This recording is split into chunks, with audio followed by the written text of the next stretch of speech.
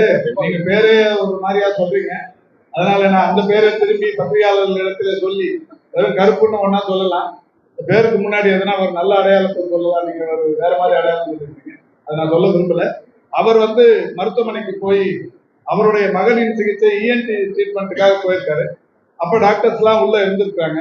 ஆனா அவர் பேட்டியில டாக்டருங்களே இல்ல இந்த ஆஸ்பத்திரியில செத்து போன குணத்துக்கு ட்ரீட்மெண்ட் பண்றாங்கன்னு சொல்லி சினிமா வசனம் பேசுற மாதிரி பேசி வந்திருக்காரு.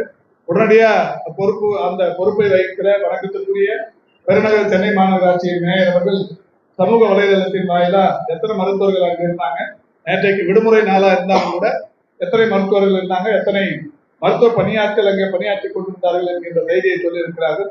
இதோடு அந்த செய்திக்கு முட்டுப்புள்ளி வைக்கலாம் என்று கருதுகிறேன். இதுக்கு மேல கலர்னா அவருக்கு தான் பாதிக்கும். சென்னை கண்ணகி நகர் மருத்துவமனையில பிரசவ சிகிச்சைக்கு போனதாகவும் அங்க மருத்துவர்கள் இல்லாத காரணத்தினால